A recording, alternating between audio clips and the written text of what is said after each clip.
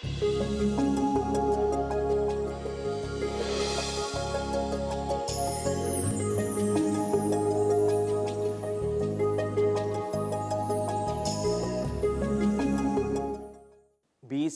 399 ഗ്രീസിലെ ഏഥൻസിൽ വെച്ച് മഹാനായ ഫിലോസഫർ സോക്രട്ടീസ് ഒരു വിഷപാത്രം കയ്യിലെടുത്ത് അത് ചുണ്ടോടടുപ്പിച്ച് അത് വലിച്ചു കുടിച്ച് മരണം പുൽകിയത്.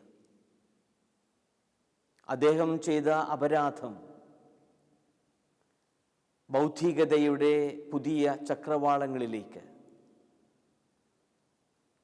സനാതന മൂല്യങ്ങളുടെ പുതിയ പന്ഥാവിലേക്ക് തൻ്റെ സമൂഹത്തിലെ ജനങ്ങളെ, പ്രത്യേകിച്ച് യുവജനങ്ങളെ കൂട്ടിക്കൊണ്ടുപോയി എന്നതാണ്. വേണമെങ്കിൽ സോക്രട്ടീസിന് മരണത്തിൽ നിന്ന് രക്ഷ പ്രാപിക്കാമായിരുന്നു. അതിനുള്ള സ്വാതന്ത്ര്യം അദ്ദേഹത്തിനുണ്ടായിരുന്നു.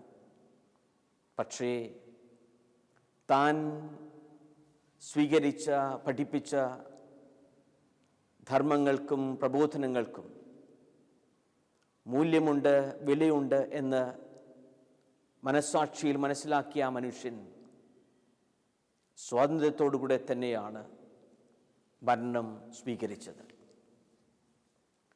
മാനവ ചരിത്രത്തെ രണ്ടായി കീറിമുറിച്ച സംഭവമാണ് ക്രിസ്തുവിൻ്റെ കുരിശുമരണം.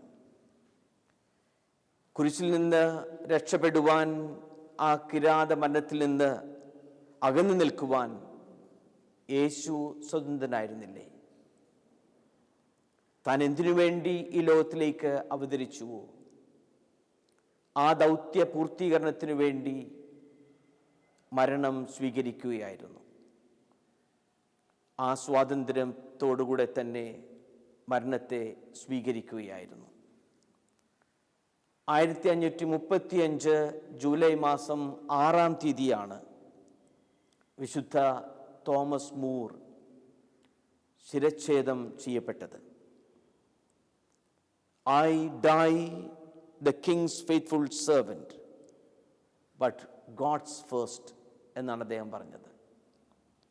ഞാൻ മരിക്കുന്നത് രാജാവിൻ്റെ വിശ്വസ്ത സേവകനായിട്ടാണ്, എന്നാൽ അതിനേക്കാൾ മുൻപ് ഞാൻ ദൈവത്തിൻ്റെ സേവകനാണ് എന്നാണ് അദ്ദേഹം പ്രഖ്യാപിച്ചിരുന്നത്. ഉട്ടോപ്പിയ എന്ന പ്രശസ്തമായ കൃതിയുടെ കർത്താവായ അദ്ദേഹത്തിന് വേണമെങ്കിൽ ആ വധശിക്ഷയിൽ നിന്ന് രക്ഷപ്പെടുവാനുള്ള സ്വാതന്ത്ര്യമുണ്ടായിരുന്നു. അദ്ദേഹം ഹെൻറി 8 എന്ന രാജാവിൻ്റെ ചാൻസലറായിരുന്നു.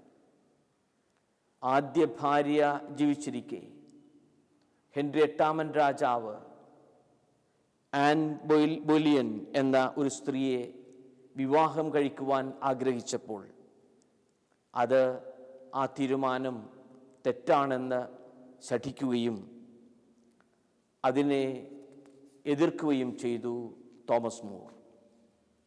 അങ്ങനെ 1534 തോമസ് മൂർ അറസ്റ്റ് ചെയ്യപ്പെട്ടു. അടുത്ത വർഷം 1535 വധിക്കപ്പെട്ടു. അദ്ദേഹം പറഞ്ഞു, thanks to the mercy and might of God, I have never consented to anything that went against my conscience. ദൈവത്തിൻ്റെ കാരുണ്യത്തിനും കരുത്തിനും ഞാൻ നന്ദി പറയുന്നു. എൻ്റെ മനസ്സാക്ഷിക്ക് എതിരായിട്ടുള്ള ഒന്നിനും ഞാൻ സമ്മതം മൊഴിയിട്ടില്ല. വേണമെങ്കിൽ തോമസ് മൂർ എന്ന ആ ഉന്നത അധികാരത്തിലിരുന്ന ബുദ്ധിമതിയായ വ്യക്തിക്ക് ഈ മരണത്തിൽ നിന്നും രക്ഷപ്പെടാമായിരുന്നു. അതിനുള്ള സ്വാതന്ത്ര്യമുണ്ടായിരുന്നു. പക്ഷേ തൻ്റെ മനസ്സാക്ഷിയുടെ സ്വരം, ധർമ്മത്തിൻ്റെ നീതിയുടെ സ്വരം, അത് പാലിച്ചു കൊണ്ട് പോകുന്നതാണ് യഥാർത്ഥ സ്വാതന്ത്ര്യം എന്ന് ആ വിശുദ്ധ തോമസ് മൂർ തീരുമാനിച്ചിരുന്നു. അതിൽ നിന്ന് അണുവിട മാറി നിൽക്കുവാൻ അദ്ദേഹം ആഗ്രഹിച്ചില്ല. ജോർദാനോ ബ്രൂണോ 1600 ഫെബ്രുവരി 17 അദ്ദേഹത്തെ ജീവനോടെ കത്തിച്ച് കൊന്നത്. ആ മരണത്തിൽ നിന്ന് വേണമെങ്കിൽ ജോർദാനോ ബ്രൂണോയിനും രക്ഷപ്പെടാമായിരുന്നു. വിശുദ്ധ ഗ്രന്ഥത്തിൽ, പുതിയ നിയമത്തിൽ നാം വായിക്കുന്നു, ലൂക്കായുടെ സുവിശേഷത്തിൽ, ഇതാ കർത്താവിൻ്റെ ദാസി, നിന്റെ തിരുവിഷ്ടമനുസരിച്ച് എന്നിൽ നടക്കട്ടെ എന്ന് പറഞ്ഞ് സ്വയം സമർപ്പിച്ചവളാണ് മറിയം. അപ്രകാരം ദൈവത്തിൻ്റെ തിരുച്ചിത്തമനുസരിച്ച് സമ്പൂർണമായി സമർപ്പിച്ചതിനു ശേഷം അവളുടെ ജീവിതം ഒരിക്കലും എളുപ്പമായിരുന്നില്ല. എന്നും പ്രശ്നജടിലം, എന്നും പ്രയാസങ്ങളും പ്രതിബന്ധങ്ങളും നിറഞ്ഞ ജീവിതം. വേണമെങ്കിൽ അവൾക്ക് ആ മാലാഖയുടെ വചനത്തിന് എതിരായി നിൽക്കാമായിരുന്നു. പക്ഷേ അതിനുള്ള സ്വാതന്ത്ര്യമുണ്ടായിട്ടും മറിയം അരുൾ ചെയ്തു, ഇതാ കർത്താവിൻ്റെ ദാസി, അങ്ങയുടെ ഇഷ്ടം പോലെ എന്നിൽ നടക്കട്ടെ. അപ്രകാരമുള്ള ഒരു സമ്മതം മൂളൽ വഴി അവൾക്ക് ലഭ്യമായത് എന്നും പ്രയാസങ്ങളും പ്രതിബന്ധങ്ങളുമാണ്.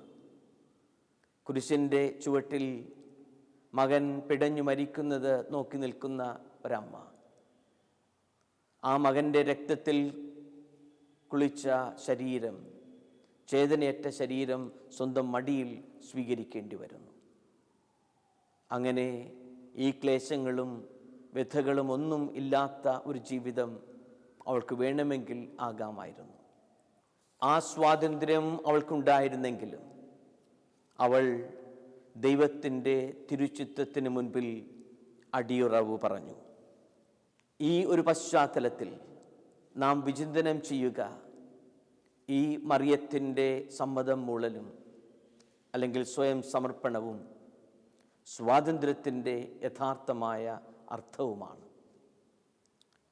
തത്വശാസ്ത്രപരമായി സ്വാതന്ത്ര്യത്തെ പറ്റി ചിന്തിക്കുമ്പോൾ അത് രണ്ടായി തരംതിരിക്കാറുണ്ട്.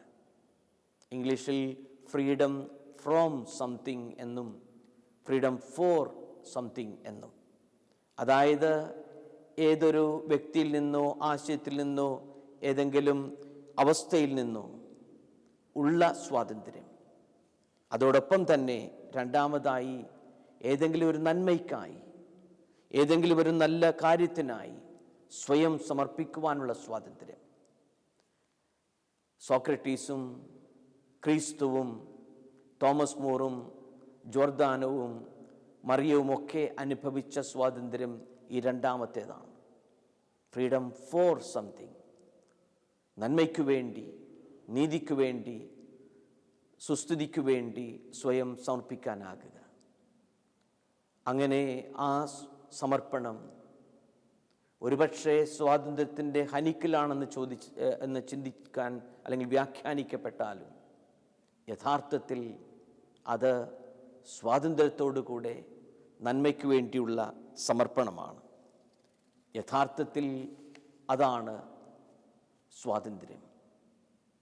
പൂർണ്ണമായ അർത്ഥത്തിൽ എൻ്റെ സ്വയം തീരുമാനമനുസരിച്ച് മനസാക്ഷിയുടെ സ്വരം ശ്രവിച്ചുകൊണ്ട് എന്നെ തന്നെ സമർപ്പിക്കുക, നന്മയ്ക്കായി, സമൂഹത്തിൻ്റെ ധർമ്മത്തിനായി, സമൂഹത്തിൻ്റെ പുരോഗതിക്കായി, വികസനത്തിനായി സമർപ്പിക്കുവാനാകുക. അങ്ങനെ നീതിയുടെ പാതയിൽ ചരിക്കുമ്പോൾ വെല്ലുവിളികളും പ്രയാസങ്ങളും ഒക്കെ ഉണ്ടായാലും ഞാൻ അതിനു വേണ്ടി സമർപ്പിക്കുവാനുള്ള സ്വാതന്ത്ര്യം എനിക്ക് ഉപയോഗിക്കാനാകുക. അതാണ് തത്വശാസ്ത്രപരമായി ഫ്രീഡം ഫോർ സംതിങ് എന്ന് പറയുക. വർഷങ്ങൾക്ക് മുൻപ് ബ്രസീൽ ഗവൺമെൻറ് അവിടുത്തെ യുവജനങ്ങളുടെ അധരങ്ങളിൽ നിന്നും തത്തിക്കളിച്ചിരുന്നിരുന്ന, അവർക്ക് ഹരമായിരുന്ന ഒരു വിപ്ലവ ഗാനം നിരോധിച്ചു. ആ വിപ്ലവ ഗാനം പ്രത്യേകിച്ച് മർദ്ദിതരും ചൂഷിതരുമായ ജനങ്ങൾ പാടി നടന്നിരുന്ന ആ ഗാനം ഒരുപക്ഷെ അഴിമതി നിറഞ്ഞിരുന്ന ഗവൺമെൻറ് ചിന്തിച്ചിരുന്നു അത് അവരുടെ ആ അഴിമതിയുടെ ഭരണത്തിനെതിരായിട്ടുള്ള രമ്യഹർമ്മ്യങ്ങളിൽ കഴിഞ്ഞുകൂടിയിരുന്ന ആഘോഷവും ആർഭാടവുമായി കഴിഞ്ഞിരുന്ന അവരുടെ ആ ഭരണത്തിനെതിരായിട്ടുള്ള ഒരു വിപ്ലവ ഗാനമാണെന്നാണ്. എന്നാൽ യഥാർത്ഥത്തിൽ അത് ലൂക്കായുടെ സുവിശേഷത്തിൽ നാം കാണുന്ന മറിയത്തിൻ്റെ ആ സ്തോത്രഗീതത്തിൻ്റെ ഒരു പുതിയ ഈണത്തിലുള്ള ഗാനമായിരുന്നു. അത് ഒരു വിപ്ലവ ഗാനമായിട്ടാണ് ഗവൺമെൻറ് വ്യാഖ്യാനിച്ചത്. എന്താണ് വിപ്ലവം? നിലവിലിരിക്കുന്ന ഏതെങ്കിലും ഒരു വ്യവസ്ഥിതിയെ പെട്ടെന്ന് തകിടം മറിച്ച് തൽസ്ഥാനത്ത് മറ്റൊന്ന് പ്രതിഷ്ഠിക്കലാണ് വിപ്ലവം കൊണ്ട് സാധാരണഗതിയിൽ നാം അർത്ഥമാക്കുക. ഈ മറിയത്തിൻ്റെ സ്തോത്രഗീതത്തിലും അപ്രകാരം ഒരു വിപ്ലവത്തിൻ്റെ ഒരു പുതിയ ജീവിത ശൈലിയുടെ അംശം നമുക്ക് കണ്ടെത്തുവാനാകും. കർത്താവിൻ്റെ അമ്മയായി പ്രകീർത്തിക്കപ്പെട്ട മറിയം ആദ്യമേ തൻ്റെ ശ്രദ്ധയെല്ലാം തിരിക്കുക ദൈവത്തിലേക്കാണ്, മനുഷ്യരിലേക്കല്ല. അത് ഒരു പുതിയ സമീപനമാണ്, ഒരു പുതിയ ജീവിത ശൈലിയാണ്. എൻ്റെ ചിത്തം ആനന്ദിക്കുക ദൈവത്തിലാണ്. ആ ദൈവത്തിലാണ് എൻ്റെ സമസ്ത സന്തോഷവും കണ്ടെത്തുക. ആ ദൈവം തൻ്റെ ജീവിതത്തിൽ പ്രവർത്തിക്കുന്ന എല്ലാ അവസരങ്ങളിലും എല്ലാ നിമിഷങ്ങളിലും ആ ദൈവത്തിൻ്റെ പ്രവർത്തനം കണ്ടെത്താനാകുക, ആ ദൈവത്തിൽ സന്തോഷിക്കുക. എൻ്റെ ചിത്തം എൻ്റെ രക്ഷകനായ ദൈവത്തിൽ ആനന്ദം കൊള്ളുന്നു എന്ന് പറയുമ്പോൾ ദൈവത്തിൽ സമ്പൂർണ്ണമായി സമർപ്പിക്കുന്ന ഒരു പുതിയ ജീവിത ശൈലിയെ വ്യക്തമാക്കുകയാണ്. നസ്രത്തിലെ ഒരു സാധാരണ മരപ്പണിക്കാരൻ്റെ ഭാര്യ പുതിയ ഒരു ജീവിത ശൈലിയുമായി മുന്നോട്ട് വരുന്നു. പ്രത്യേകിച്ച് യഹൂദ പാരമ്പര്യത്തിൽ സ്വാതന്ത്ര്യം പലപ്പോഴും നിഹനിച്ചിരുന്ന ഒരു സാഹചര്യത്തിൽ ഇതാ നിത്യജീവിതത്തിൽ ഒരു സ്ത്രീക്ക് ഒരു സ്ഥാനവുമില്ലാത്ത സാഹചര്യത്തിൽ രക്ഷകൻ്റെ മാതാവാകുവാൻ ഇവൾ തിരഞ്ഞെടുക്കപ്പെടുന്നു. യഹൂദ പാരമ്പര്യത്തിൽ എല്ലാ റബിമാരുടെയും പ്രാർത്ഥന ഇപ്രകാരമായിരുന്നു: ദൈവമേ, ഒരു സ്ത്രീയായി ഞാൻ എന്നെ സൃഷ്ടിക്കാത്തതിൽ ഞാൻ അങ്ങയെ സ്തുതിക്കുന്നു എന്ന്. അങ്ങനെ സ്ത്രീകൾക്ക് ഒരുപക്ഷെ മനുഷ്യത്വം പോലും കൽപ്പിക്കാതിരുന്ന ഒരു സമൂഹത്തിലാണ് ഒരു പുതിയ ജീവിത ശൈലിയുടെ ഭാഗമായി മറിയം പ്രത്യക്ഷപ്പെടുക. വിശുദ്ധ ഗ്രന്ഥത്തിൽ ഉൽപ്പത്തിയുടെ പുസ്തകത്തിൽ നാം കാണുക സ്ത്രീയും പുരുഷൻ്റെയും ആ തുല്യതയാണ്, പരസ്പര പൂരകത്വമാണ്. അതുകൊണ്ടാണ് വാര്യലിൽ നിന്ന് ഒരു സ്ത്രീയെ മെനഞ്ഞെടുത്ത് ദൈവം സൃഷ്ടികർമ്മം പൂർത്തിയാക്കുക, പ്രഥമ പുരുഷന് സഖിയായി, ജീവിത സഖിയായി പ്രഥമ സ്ത്രീയെ ഹവ്വയെ കൊടുക്കുക.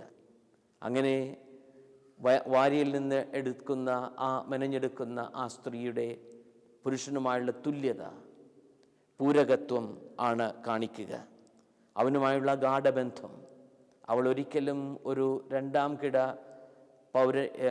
വ്യക്തിയായിട്ടല്ല, പുരുഷനുമായി തുല്യതയുള്ള ഒരു വ്യക്തിയായി അവൾ നിലകൊള്ളുന്നു. പലപ്പോഴും യഹൂദ പാരമ്പര്യത്തിൽ വേണമെങ്കിൽ വിൽക്കാനും വാങ്ങാനും ഒരു കച്ചവട ചരക്ക് പോലെ ആണ് സ്ത്രീയുടെ അവസ്ഥയായിരുന്നത്. പക്ഷെ അതിൽ നിന്നെല്ലാം വ്യത്യസ്തമായ ഒരു അഭിനവ ഹവ്വയായി മറിയം മാറുന്നു. അവൾ അന്നുവരെ അനുഭവിച്ചിരുന്ന അവഗണനയും അവഹേളനവുമെല്ലാം മാറിക്കൊണ്ട് ദൈവത്തിൻ്റെ പ്രത്യേകമായ പരിഗണനയിൽ ദൈവത്തിൽ സന്തോഷിക്കുന്ന ഒരു വ്യക്തിയായി, ഒരു പുതിയ ജീവിത ശൈലിയുടെ ഉടമയായി മാറുന്നു മറിയം. ഇതാ കർത്താവിൻ്റെ ദാസി.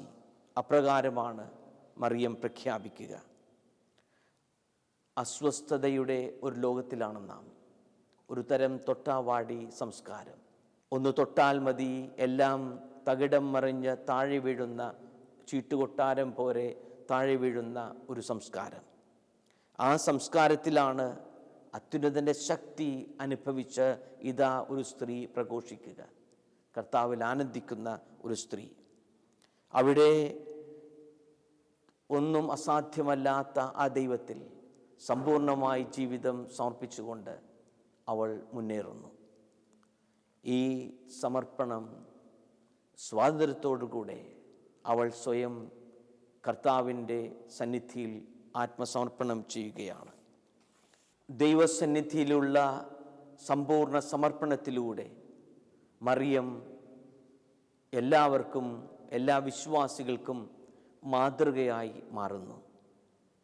ദൈവമേ, അവിടുത്തെ ഹിതം പോലെ എന്നിൽ സംഭവിക്കട്ടെ എന്ന് പറയുമ്പോൾ ദൈവത്തിൻ്റെ പ്രത്യേകമായ പരിഗണനയിലേക്ക് അവൾ പൂർണ്ണമായി സമർപ്പിക്കുകയാണ്. ഈ ഒരു തിരഞ്ഞെടുപ്പ് ഒരിക്കലും അവൾക്ക് എളുപ്പമല്ല. ലൂക്കായുടെ സുവിശേഷം 2-ാം അധ്യായം 35-ാം വാക്യത്തിൽ ശിമിയോൻ ദീർഘദർശിയുടെ പ്രവചനങ്ങൾ നാം വായിക്കുന്നു. നിന്റെ ഹൃദയത്തിലൂടെ ഒരു വാൾ തുളച്ചു കയറും. അങ്ങനെ എന്നും ഒരു വാൾമുനയുടെ നൊമ്പരം പേറിക്കൊണ്ടാണ് മറിയത്തിൻ്റെ ജീവിതം. മറിയത്തിൻ്റെ ജീവിതം എന്നും ഇപ്രകാരം വെല്ലുവിളികളും പ്രശ്നങ്ങളും നിറഞ്ഞതായിരുന്നു. തൻ്റെ പ്രതിശ്രുത വരൻ അവളെ സംശയിക്കുന്നു. പരിശുദ്ധാത്മാവിൻ്റെ പ്രവർത്തനത്താലാണ് താൻ ഗർഭിണിയായിരിക്കുന്നതെന്ന് സ്വപ്നത്തിലൂടെ അറിയുന്നതുവരെ അവൾ അസ്വസ്ഥതയാണ്. പരിശുദ്ധാത്മാവിൻ്റെ പ്രവർത്തനത്തിലൂടെയാണ് തൻ്റെ പ്രതിശ്രുത വധു ഗർഭിണിയായിരിക്കുന്നതെന്ന് മനസ്സിലാക്കിക്കൊണ്ട് അവളെ സ്വീകരിക്കുന്നതുവരെ, അവളെ യൗസേപ്പ് സ്വീകരിക്കുന്നതുവരെ ആ പ്രശ്നത്തിൻ്റെ പ്രയാസങ്ങൾ ഒരുപക്ഷെ ഈ ഗ്രാമീണ കന്യകയിലും ഉണ്ടായിരുന്നിരിക്കണം. ഗർഭിണിയായ സ്ത്രീയെയും കൊണ്ട് ബെത്ലഹേമിലേക്ക് പോകുമ്പോൾ അവിടെ അവർക്ക് ഒരു സ്ഥലം കിട്ടുന്നില്ല. പല സ്ഥലങ്ങളിലും അന്വേഷിക്കുമ്പോൾ സത്രത്തിൽ അവർക്ക് സ്ഥലമില്ല. കടിഞ്ഞൂൽ പുത്രന് ജന്മമേകുവാൻ അവൾക്ക് കിട്ടുന്നത് ഒരു കാലിത്തൊഴുത്ത് മാത്രം. ശിശുവിൻ്റെ ജനനത്തിന് ഉടനെ തന്നെ ശിശുവിനെ സംരക്ഷിക്കുവാനായി ആ ജീവൻ നിലനിർത്തുന്നതിന് വേണ്ടി പാലായനം ചെയ്യേണ്ടി വരുന്നു. അങ്ങനെ എന്നും പ്രശ്നങ്ങളിലൂടെ, പ്രതിസന്ധികളിലൂടെ, വെല്ലുവിളികളിലൂടെയുള്ള ഒരു ജീവിതം. അവസാനം കാൽവരി മലമുകളിൽ ആ കുരിശിന് ചുവട്ടിൽ മകൻ പിടഞ്ഞു മരിക്കുന്നത് നോക്കി നിൽക്കേണ്ടി വരുന്നു ആ അമ്മ. ആരാധനാക്രമം മലയാളത്തിലേക്ക് വരുന്നതിന് മുൻപ് പലപ്പോഴും ആലപിച്ചിരുന്ന ആ ഒരു ലത്തീൻ ഗാനത്തിൻ്റെ ആദ്യ വരികൾ സ്താബാത് മാത്തർ ഡൊളോറോസ യുക്സ്താ ക്രൂച്ചം ലാക്രിമോസ. കുരിശിൻ്റെ ചുവട്ടിൽ വ്യാകുലയായ അമ്മ കണ്ണുനീർ വാർത്തുകൊണ്ട് നിന്നുകൊണ്ടേയിരുന്നു. അവസാനം ആ മകൻ്റെ രക്തത്തിൽ കുളിച്ച ശരീരം മടിയിലേക്ക് സ്വീകരിക്കുന്നു. ഏതൊരമ്മയ്ക്ക് ഇപ്രകാരമുള്ള ഒരു നൊമ്പരത്തിൻ്റെ അനുഭവം സ്വീകരിക്കാനാകും? ഇതാ കർത്താവിൻ്റെ ദാസി എന്ന് പറഞ്ഞുകൊണ്ട് സമ്പൂർണമായ സ്വാതന്ത്ര്യത്തോടു കൂടെ സ്വയം സമർപ്പിച്ചതിൻ്റെ പ്രതിഫലമാണ് ഈ വെല്ലുവിളികളും വ്യഥകളും നൊമ്പരങ്ങളുമെല്ലാം. പക്ഷേ ഈ സഹനത്തിൻ്റെ പാതയിൽ വലിയൊരു അത്യുന്നതൻ്റെ ശക്തി തന്നിൽ പ്രവർത്തിക്കുന്നുവെന്നും കർത്താവിൻ്റെ കരം തൻ്റെ ജീവിതത്തിൽ എന്നുമുണ്ടെന്നും തൻ്റെ ചിത്തം എന്നും രക്ഷകനായ ദൈവത്തിൽ ആനന്ദിക്കുന്നുവെന്നും അവൾ തിരിച്ചറിയുന്നു. മാത്രമല്ല, യോഹന്നാന്റെ സുവിശേഷം 2-ാം അധ്യായത്തിൽ നാം കാണുന്നത് പോലെ കാനായിലെ ആ കല്യാണ അവസരത്തിൽ ആ കുടുംബത്തിൻ്റെ പ്രയാസവും ഉത്കണ്ഠയും എടുത്തു മാറ്റുന്ന വിധത്തിൽ ഇതാ മറിയം ഇടപെടുന്നുണ്ട്. യേശുവിൻ്റെ മരണശേഷം ശിഷ്യന്മാർ ഉത്കണ്ഠാകുലരായി കഴിയുന്ന അവസരത്തിൽ ഇതാ മറിയം അവർക്ക് പ്രതീക്ഷ നൽകി, പ്രത്യാശ നൽകി കൂടെയുണ്ട്. അങ്ങനെ എന്നും തൻ്റെ ജീവിതം മറ്റുള്ളവർക്ക് ആശ്വാസമാക്കുവാൻ, മറ്റുള്ളവർക്ക് പ്രതീക്ഷ നൽകുവാൻ, മറ്റുള്ളവർക്ക് കരുത്ത് നൽകുവാനുള്ള ഒരു ധന്യ ജീവിതമായിരുന്നു മറിയത്തിൻ്റേത്. മറിയത്തിൻ്റെ സ്വാതന്ത്ര്യം തീർച്ചയായും നമ്മുടെ ജീവിതത്തിലേക്ക് നമ്മെ കൂടുതൽ വിചിന്തനം ചെയ്യുവാൻ ക്ഷണിക്കുകയാണ്. നമ്മുടെ സ്വാതന്ത്ര്യം എന്ന് പറയുക നമ്മെ തന്നെ ദൈവത്തിൻ്റെ തിരുച്ചിത്തത്തിൻ്റെ മുൻപിൽ സ്വയം സമർപ്പിക്കലാണ്. നന്മയ്ക്ക് വേണ്ടി, നീതിക്ക് വേണ്ടി, സമൂഹത്തിൻ്റെയും നമ്മോടൊപ്പമുള്ള മറ്റുള്ളവരുടെയും ജീവിത വിജയത്തിനു വേണ്ടി നാം ആത്മാർത്ഥതയോടെ സ്വയം സമർപ്പിക്കുമ്പോൾ മറിയത്തിൻ്റെ പോലെയുള്ള ആ സ്വാതന്ത്ര്യം, സമർപ്പണത്തിൻ്റെ സ്വാതന്ത്ര്യം നമുക്ക് അനുഭവിക്കാനാകുന്നു. അങ്ങനെയുള്ള ആ ജീവിതം തീർച്ചയായും യഥാർത്ഥ സ്വാതന്ത്ര്യത്തിൻ്റെ അവകാശികളായി നിലകൊള്ളും. ഇതാണ് ചരിത്രത്തിൽ സ്വാതന്ത്ര്യം യഥാർത്ഥമായി ഉപയോഗിച്ചവരുടെ തന്നെ ചരിത്രം. സോക്രട്ടീസിൻ്റെ ജീവിതവും യേശു കാൽവരിയിലെ മലക്കുരിശിൽ സ്വയം സമർപ്പിച്ചതുവഴി കിട്ടിയ ആ പുതിയ വീണ്ടെടുപ്പിൻ്റെ അനുഭവവും, വിശുദ്ധ തോമസ് മൂർ ധർമ്മത്തിനു വേണ്ടി നിലകൊള്ളുമ്പോൾ, നീതിക്ക് വേണ്ടി നിലകൊള്ളുമ്പോൾ ജീവൻ സമർപ്പിക്കേണ്ടി വന്നെങ്കിലും അനുഭവിച്ച ആ സ്വാതന്ത്ര്യത്തിൻ്റെ സന്തോഷവുമൊക്കെ നമ്മെ ഓർമ്മിപ്പിക്കുന്നത് ഇതാണ്: യഥാർത്ഥ സ്വാതന്ത്ര്യത്തിനു വേണ്ടി നിലകൊള്ളുവാൻ. പരിശുദ്ധ പിതാവ് ഫ്രാൻസിസ് മാർപ്പാപ്പ 2014 ജൂൺ മാസം 28 നടത്തിയ ഒരു പ്രഭാഷണത്തിൽ ഇപ്രകാരം പറഞ്ഞു: പരിശുദ്ധ കന്യകാമറിയത്തോട് സ്നേഹവും ആദരവും ഇല്ലാത്ത ഒരു ക്രൈസ്തവ വിശ്വാസിയെ കാണുമ്പോൾ എനിക്ക് സങ്കടമാണ്. കാരണം ഇതാണ്: 2 അമ്മമാർ ഓരോ വിശ്വാസിക്കും പ്രധാനപ്പെട്ടതാണ്. ഒന്ന്, യേശുവിൻ്റെ അമ്മയായ മറിയം, നമ്മുടെ ഓരോരുത്തരുടെയും അമ്മയായ മറിയം.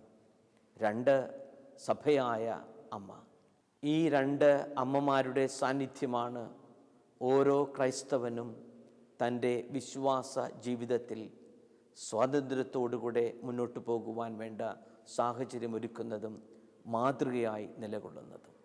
പ്രിയമുള്ളവരെ, നമുക്ക് പരിശുദ്ധ അമ്മയുടെ സ്വർഗാരോപണത്തെപ്പറ്റി കൂടുതൽ വിചിന്തനം ചെയ്യുമ്പോൾ, പ്രത്യേകിച്ച് ഭാരത സ്വാതന്ത്ര്യത്തിൻ്റെ വാർഷികം ആഘോഷിക്കുമ്പോൾ, ആ സ്വർഗത്തിൻ്റെ കൃപകൾ കൂടുതൽ ഹൃദയത്തിൽ അനുഭവിക്കുവാൻ യഥാർത്ഥ സ്വാതന്ത്ര്യത്തിൻ്റെ അർത്ഥതലങ്ങൾ തേടാം. പരിശുദ്ധ അമ്മയുടെ മാതൃകയും മാധ്യസ്ഥവും തേടി പ്രാർത്ഥിക്കാം. സ്നേഹപിതാവായ ദൈവമേ, പരിശുദ്ധ കന്യകാമറിയത്തെ രക്ഷകൻ്റെ മാതാവായി അങ്ങ് തിരഞ്ഞെടുത്തത് അവളിൽ നന്മ നിറഞ്ഞവളായതുകൊണ്ടാണ്, പാപകളങ്കങ്ങളില്ലാത്തതായതുകൊണ്ടാണ്. ഞങ്ങളും നന്മ നിറഞ്ഞവരായി മാറുവാൻ ഞങ്ങൾക്ക് വരം നൽകണമേ. പൂർണ്ണ സ്വാതന്ത്ര്യത്തോടുകൂടെ തന്നെ സമ്പൂർണ്ണമായി സമർപ്പിച്ച അമ്മയുടെ മാതൃക സ്വീകരിച്ചുകൊണ്ട് ഞങ്ങളും ജീവിതത്തിൽ സമൂഹത്തിൻ്റെ നന്മയ്ക്കായി, ഉന്നതിക്കായി, വികസനത്തിനായി സമർപ്പിക്കുവാൻ, മറ്റുള്ളവരുടെ സന്തോഷത്തിനായി ഞങ്ങളും നടപടികളെടുക്കുവാൻ, നിലപാടുകളെടുക്കുവാൻ, വ്യത്യസ്തമായൊരു ജീവിത ശൈലി സ്വീകരിക്കുവാൻ വരമേകണമേ. പരിശുദ്ധ അമ്മേ, മാതാവേ, അതിനായി ഞങ്ങൾക്ക് വേണ്ടി മാധ്യസ്ഥം വഹിക്കണമേ. സ്നേഹമുള്ളവരെ, പരിശുദ്ധ അമ്മയുടെ സ്വർഗാരോപണ തിരുനാൾ ആഘോഷിക്കുമ്പോൾ, ഭാരതത്തിൻ്റെ സ്വാതന്ത്ര്യം നാം ആചരിക്കുമ്പോൾ നമുക്കും പ്രതിജ്ഞാബദ്ധരാകാം. അമ്മയെപ്പോലെ ദൈവത്തിൽ ആനന്ദിക്കുവാനും, നന്മ നിറഞ്ഞ ഹൃദയത്തോടെ ജീവിക്കുവാനും, മറ്റുള്ളവരുടെ നന്മയ്ക്കായി, ധർമ്മത്തിനായി, നീതിക്കായി സ്വയം സമർപ്പിക്കുവാനും ദൈവം നമ്മെ സമൃദ്ധമായി അനുഗ്രഹിക്കട്ടെ.